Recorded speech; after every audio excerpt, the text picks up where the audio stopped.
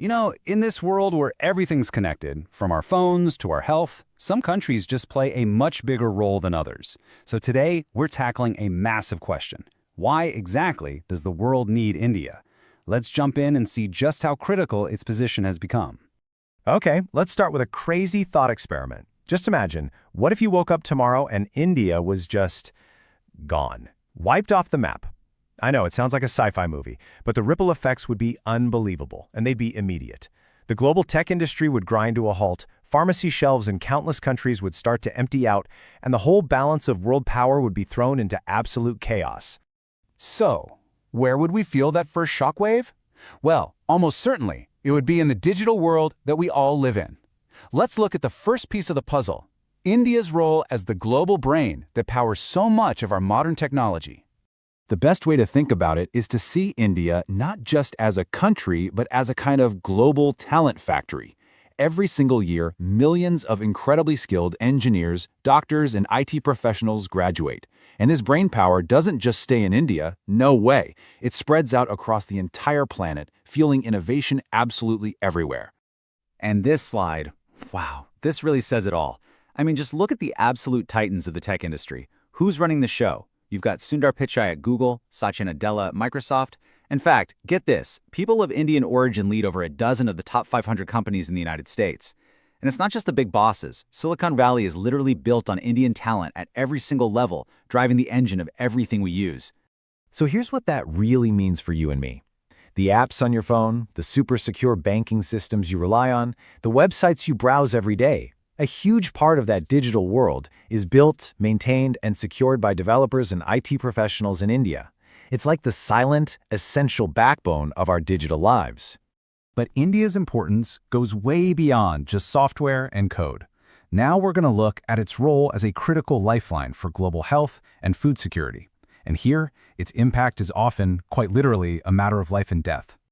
You've probably heard this phrase before, the pharmacy of the world. Well, it's not just a catchy nickname, it's a reality. India is the biggest provider of generic medicines on the entire planet, making up a huge chunk of the world's supply. These affordable drugs are absolute lifesavers, especially for developing countries. We all saw this in action during the pandemic, right? India was right there, supplying vaccines and essential medicines all over the globe. And this little chart here breaks it down so simply. It really all comes down to two things, cost and accessibility. By producing these low-cost generic drugs, India has basically democratized medicine. It has made life-saving treatments available to millions of people who just couldn't afford them otherwise. And it doesn't stop at medicine. We're also talking about food. India is a cornerstone of global food security. It's one of the top producers of staples like rice and wheat, not to mention all the spices that flavor our food. So India isn't just feeding its own massive population, it's playing a crucial part in keeping the entire global food supply stable. Okay, so let's shift gears now. We've talked supply chains. Let's talk global strategy. In this next section, we're going to zoom out and explore India's increasingly vital role as a keeper of the world's geopolitical balance. So on one side of the global chessboard, you have the United States, right? The established economic and military power that's really shaped the world for the last several decades.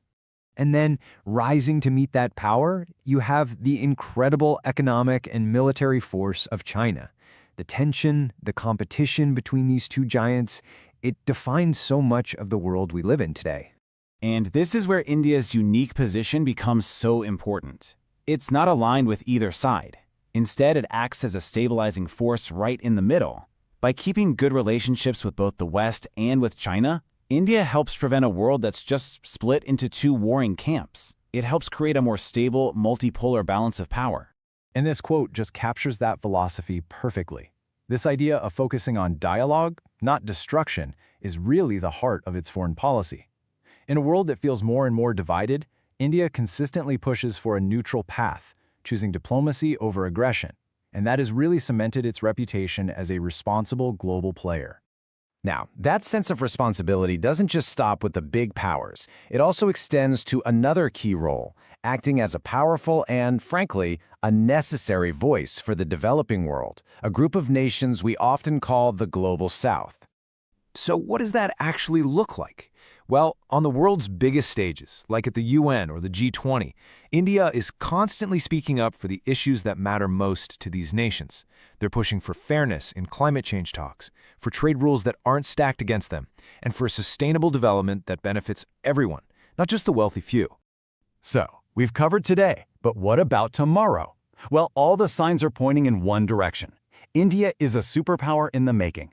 And that future? It's arriving a lot faster than most people think. So what's the secret sauce? What's fueling this incredible rise? It really boils down to three key things you see right here. First, a huge and young population. That's a demographic dividend that promises decades of energy and innovation. Second, just explosive economic growth. And third, a seriously impressive space program, which is a huge signal of its high-tech ambitions. And let's just pause on that economic point for a second. We're not talking about just pretty good growth. India is consistently ranked as the fastest-growing major economy on the entire planet, period. That economic engine is what's going to power its global influence for decades. So, as we bring this all together, we come back to that core idea. The world doesn't really need another superpower just trying to dominate everyone else. What it arguably needs now, more than ever, is a major power that is balanced, that is diplomatic, and that is fundamentally responsible. Which leaves us with one last fascinating question to think about. When you look at its role in tech, in health, in geopolitics, and its undeniable path forward, is India becoming not just a nation we can't do without, but maybe the world's next great responsible superpower? That's a question that's going to shape all of our futures. Thanks for joining this Explainer.